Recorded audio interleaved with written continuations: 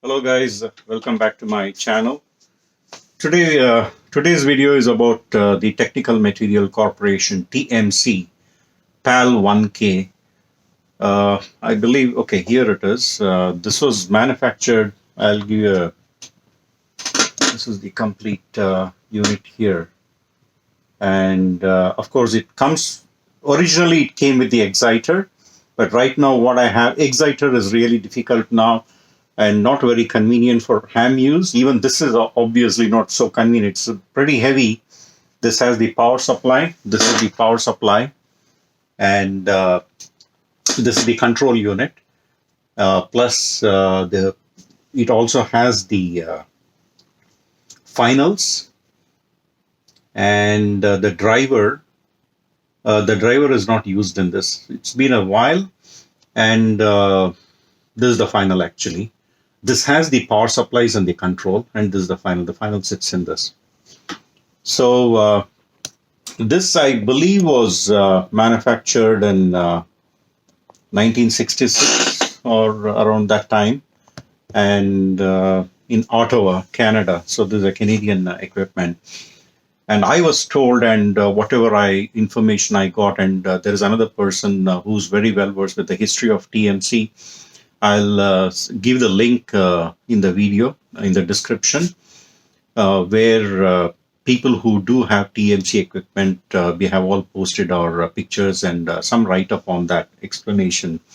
It's on the internet. And I was told that this was used in essentially embassies around the world, US and Canada, and also in some of the warships. And also, I believe it was used in small townships as the main transmitter for the radio station, because this can give you a kilowatt output RF on HF, any HF band continuously from 2 to 30 megahertz, and 7 days a week, 24 hours, 7 days a week, and 365 days. Very heftily built and with a lot of very conservative design, very nice design, I would say. And I got it as a junk. I believe it was sitting in somebody's barn for about 8-10 years. So you can imagine what the condition was. About 350 kilometers up north. So it was a deal. I gave him a single tube amplifier, 3-500 Z. I forgot the name. I had a View Star. Yeah, I had a View Star amp. He was interested in that, and initially he wanted to sell it, but then when I told him that status unknown, it will be very difficult. So I don't mind porting the good working View Star amplifier. He agreed, a gentleman, and then I went and delivered the View Star and then picked up this. I took a U-Haul trailer with my friend's help, Dr. Sridhar. I'm sorry, it's been a while, actually. I even forgot the name. He's a doctor by profession, but a ham. Santosh, I'm sorry about that. Yeah. So it's been a while. So he came and helped me. It was really difficult, and we brought all the modules. It came with a 6-foot rack here. What you see, I'll show you. And whatever is there, no exciter, and all bits and pieces. And fortunately, most of the cables were present. So that made life a little easy, I would say. So first of all, I had to clean up everything outside the house, and then one by one I brought it in. And then it took a while, maybe a month. During my spare time, I checked up each and everything. Fortunately, now that because of the disclosure, all the schematics are available, especially the TMC history website. They have kindly given us access to all the schematics and the service manuals. So I checked each and every wire. Nothing was left unknown or assumed, and every bit of item was checked, tested. and then using a variac, every stage was brought up. And then finally made it work. But of course, a few minor repairs, I would say. I mean, once you know the problems are always minor once they are known. But until the problem is known, it remains as a major issue. So I would term it as minor. Those are all repaired. But the one major problem was the blower. I think that is expected to give 155 CFM. It's a very loud blower. And I thought of replacing, making modifications, but I'm the last guy to actually drill a hole in a neat equipment, nice equipment like this. Regardless, before I do that, make any changes, I see if I can, somehow bring it back to its original shape without major modifications. Fortunately, the bearings were gone, and another fortunate thing is I was able to get replacement bearings from a router. From Home Depot, just for about, I think I got a pack of 3 for $10-15. I just had to pull out the old bearing. It was really rusted and difficult. But then, long story short, the bearings were removed, new bearings put in, tested, and the blower is working fine. It is very noisy, but then since the top half of the cabinet is free, vacant essentially, I figured even if I cover the cabinet completely, try to make it airtight, not really airtight, to a great extent airtight, at least the noise will be less. And since I don't operate it 24/7, or in fact, maybe once in a month, a few minutes, just switch it on, or when somebody visits the shack, I just switch it on to demonstrate. So there's no room for heating so much. So that way the noise level is manageable. So now let me swing the camera. Today, let me switch it on, and because as you know, this is, I'll just switch it on and then continue. I'll give some more information on this. This is the mains power. I'm turning it on, and here I can actually switch. If it is not close to 110, 120, I can actually control it here. If it is a little low, it's a stepped transformer. So it will take about 3 minutes. So in fact, I forgot to turn it on. So as it heats up, just want to tell you, this is the tube it uses. Of course, this is not a working tube. I got this tube along with the unit with status unknown, but I did, this is the base actually. The base is connected. This is how the tube looks. And I did run it, I ran the filaments for a couple of days, maybe a week, I think. And just to make sure that if the tube is gassy, to ensure that it doesn't arc. And did all that work, but unfortunately later when I tried, this is a faulty tube. It arcs actually. The moment I, even without maximum, the moment I give plate voltage, it starts arcing and it trips. It's very well protected. The unit is very well protected. It trips. So this is the Eimac 8295A. Eimac 8295A.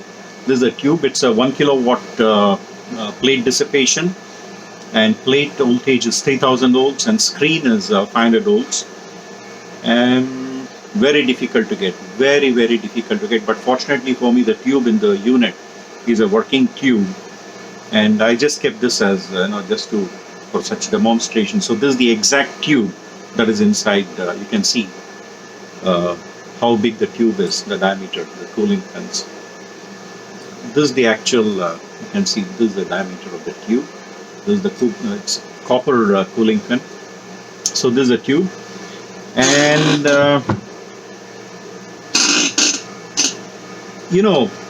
it has two vacuum variable capacitors. So for those who may not have seen a vacuum variable, especially some of the newer hams, this is a vacuum variable.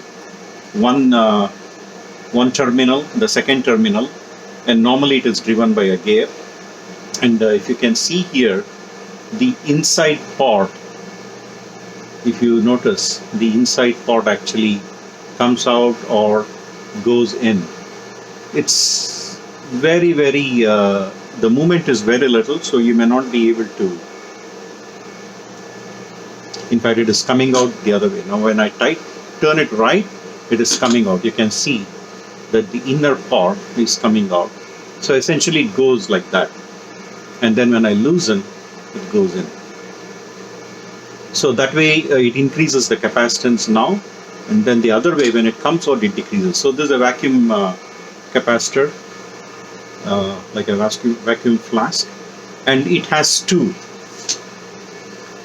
One for the plate tuning and one for the load. So tuning and loading both have gears, and the numbers here rotates that way, and then you can of course tune and load. And I did get the original of course copy of the original manual, from which I was able to get the details of what the plate current, the screen current, the voltages should be. So I stuck it here as a reference. So I know I just keep the knobs at that point for a certain particular band as a ballpark, and then tune from there. So that is how I do. What else? So today's rig we will use my good old ICOM 745, IC-745. Let me switch it on, and we'll test it on 20 meters. Let me change the band. And of course we'll go on. I have a kilowatt plus dummy load, so I'll go to mid band, and I'm not sure whether you are able to see clearly. I have the WM1 at the end. That is it is on on 2 kilowatt scale. That is the final power meter. Just before the antenna tuner, and this is the drive. This power meter, digital power meter, this shows the drive. I'll try to bring the camera closer when I'm measuring the power, but for now, for stability, I'll just leave it on the stand there. Then I guess this should have heated up now. And essentially what somebody had done, although I did not do the modification for this, whoever did the modification actually has done a very good job, because the driver section is not there. So they made the input to the final tube. They made the input to this tube, that is a control grid side, broadband. They have actually placed a toroidal core. I even tested it. It's pretty broad actually within the HF band, and so you are giving the input directly to that coupler, toroidal coupler, and that does the impedance matching, and then you try the grid. And what I have seen by trial and error, 30 watts is the maximum. Beyond 30, the screen current really goes up.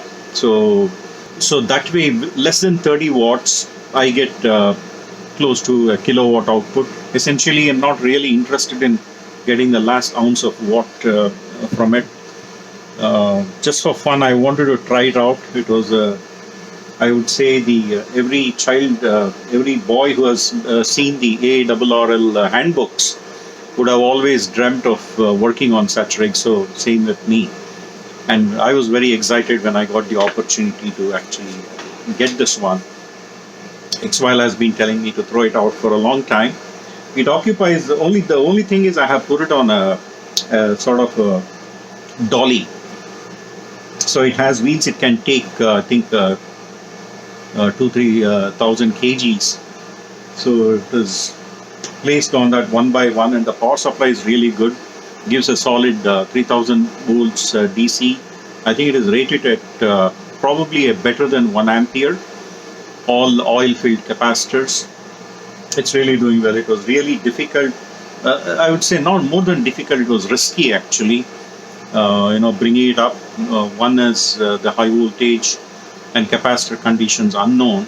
But fortunately, I do have the high voltage measuring equipment, which can actually go. I think I can measure up to 45 50,000 volts I can measure safely. So it's a long one, so that you're away from the test point.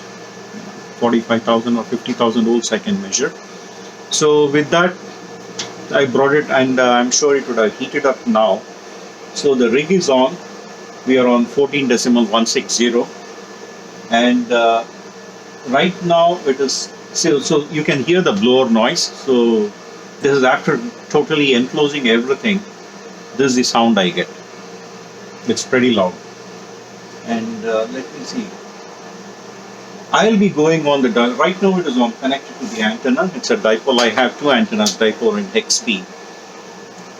So I'll connect it to my dummy load now. I do have dry loads, but then this is safer. This is an oil-filled, the old one, the heat kit oil-filled dummy, big dummy. So that's what I'm using.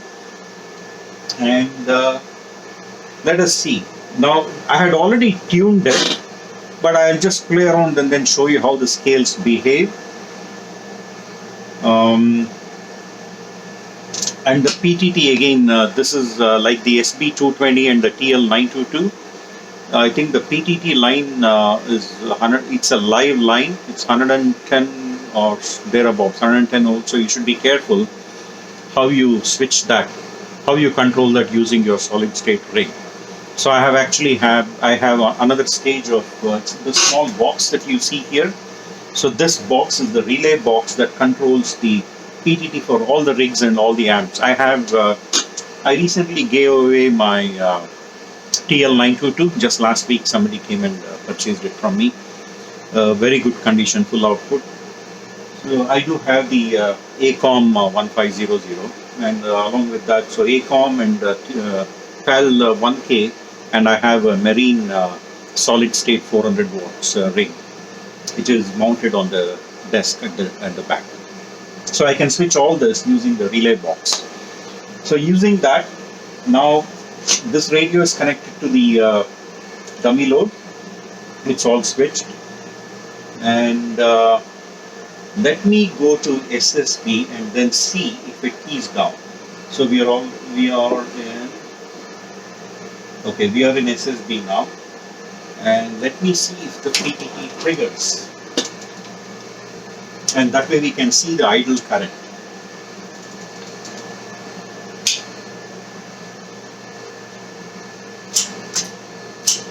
So you can see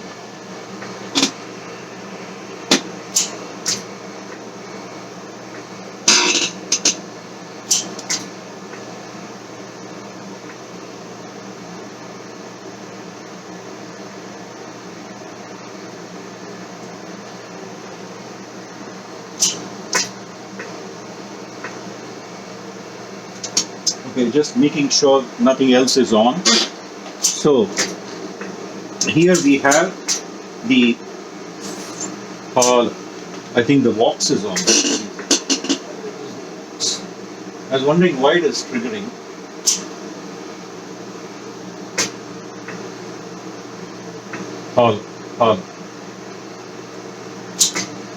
Okay, so the Vox is removed. So the final and the transmitter both go on. This is the manual control. If I switch on that, it manually controls the transmitter. But then when I do this, the PTT, you can see. These are all original bulbs. I know the right side one is not bright enough, but it doesn't matter. It's working. And you can see this is now showing, I have set this is showing the screen current. Because this knob, let me show you. I think let me use a pointer, that is easier.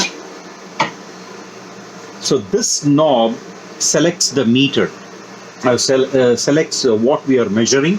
So right now it is set to screen current, and we should be able to see the screen current here. And this actually is measuring the plate in milliamps. So it is about 100, a little more than 100 milliamps. That is the plate, and the screen is very low now. And you can measure, for example, plate voltage. Let us see. So that is the plate voltage. I have actually made a note here as to what color screen to read scale to read off from. So the plate voltage is on the black scale. So that is the top scale. And if I check that, it is just shy of 3000 volts DC. So that is what it is showing now.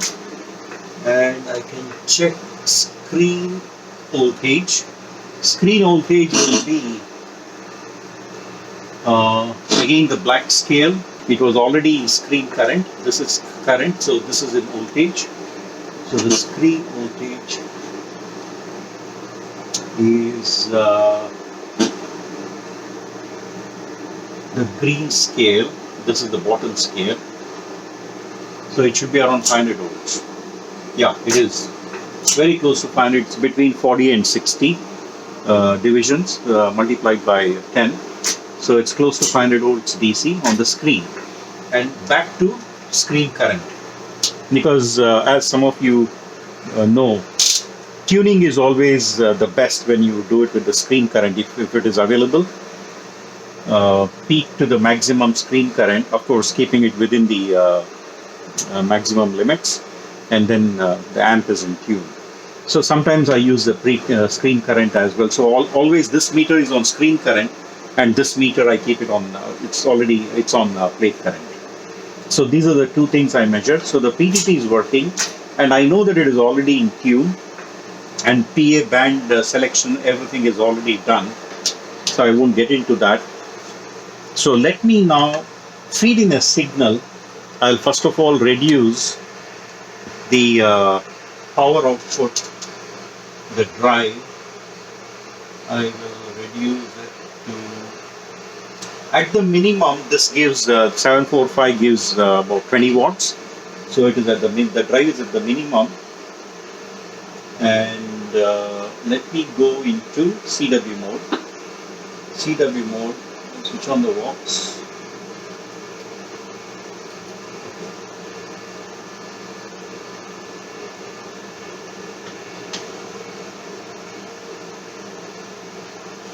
And I have a key connected here, so you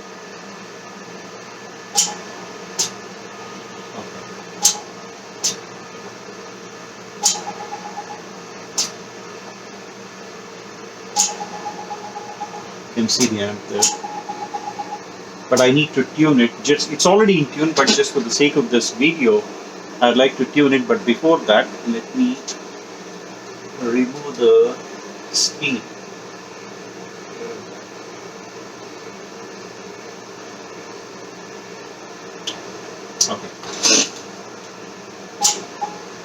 Okay.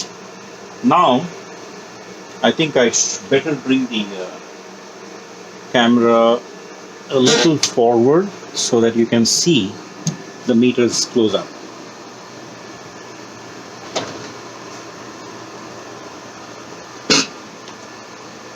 Now, I also will be looking at the power meter right at the end. In fact, that is what I'll be using, and I'll take the camera close to that after once I'm done with this. So first I tune it. This is the dipping that we do, but I always tune to the maximum output. It is the same as dipping, but at the same time you can tune to maximum screen current. Since this is already in screen current, I can actually key down and then tune to a maximum screen. Okay, it is. Okay, but let me check if the output matches. I'm checking on the other meter, power meter. Yeah. So it is at maximum, and let me load it.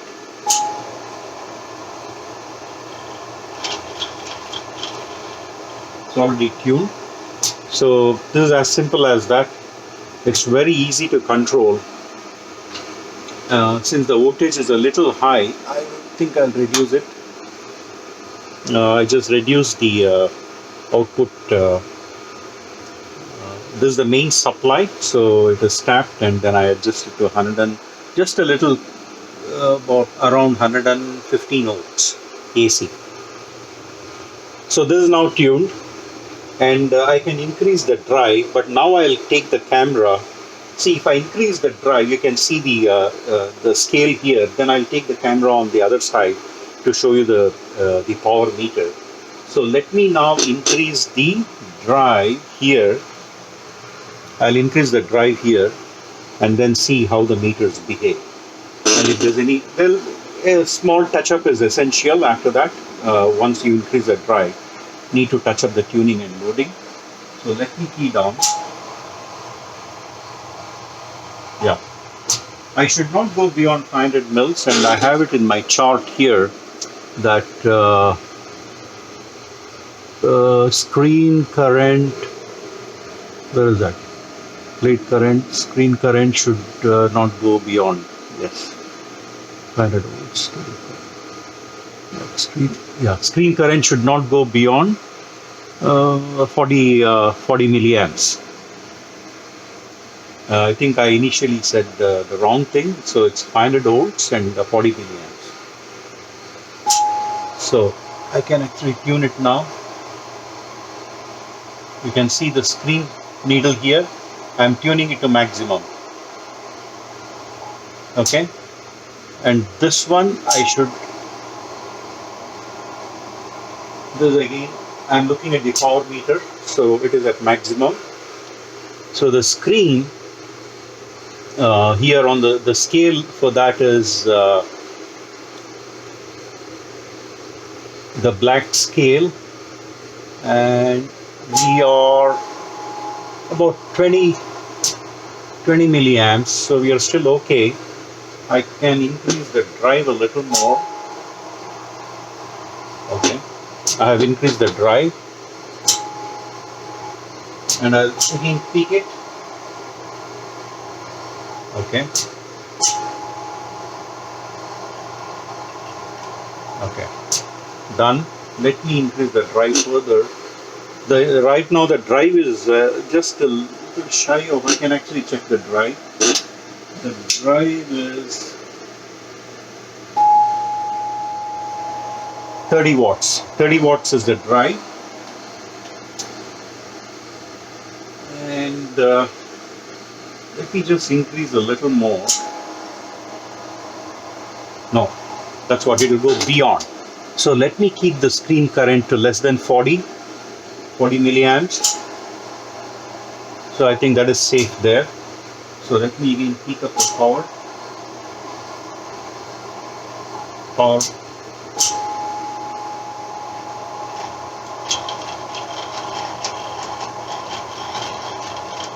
Okay.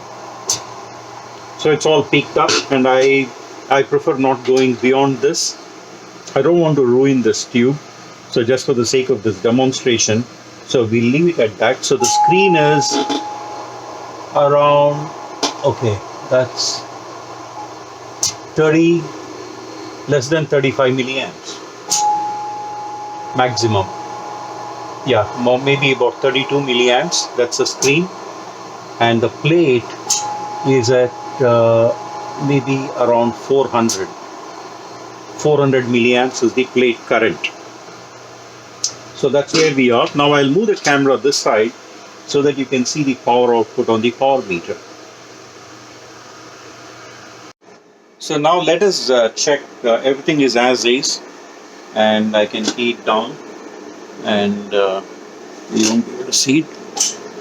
So it goes into transmit mode with the carrier, and it is on dummy load. So now let us go to the meters here. This is my input drive, and that's the output before the dummy load. And I do have a switch. Maybe it's not seen in this camera. I do have a switch to choose the antennas, either the hex beam or the dipole or the dummy load. Now it is on dummy load, and because of which I am not using the antenna tuner. So these are the meters. Let me just use the relay box and then cut off. Put the transmitter in the linear in standby mode, and let me see what the drive is. You can see it in this scale. I think my dummy load SWR itself is 1.6. So it's 33 watts. 33 watts is what I have limited to now. I'm not driving beyond that, although I can go on 20 meters to just a little more than 100 watts, which I don't want to. And now the linear is brought out of standby, and then you'll be able to see this is in 2000 watt scale. And let me key down, see how much. So that is about close to 750 watts. So that is what it is showing with about 30 watts input. And I'm surprised. I should check why I'm seeing an SWR on the dummy. Even this meter is showing an SWR, so definitely there's an SWR. So, and I can see that the input, I need to check. It's been a while. I had not switched these on. I can see an input SWR to the finals as 2.2, which was not present before. This is what I noticed now. That is bad. So I need to work on that when time permits. Anyway, so we do have an SWR at the input of the tube. Now that is the final, and it's about 700 to 750 watts. That is working conservatively. So that is the output there.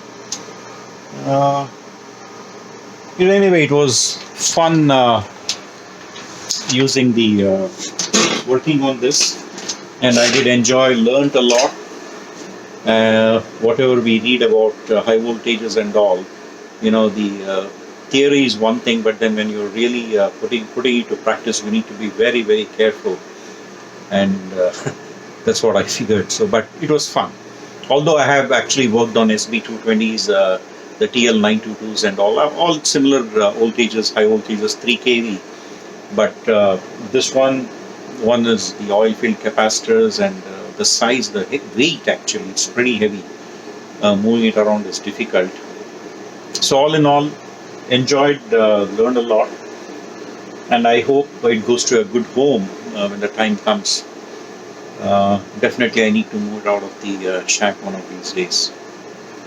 So that's it, guys. Thank you very much for your time. Thanks for watching.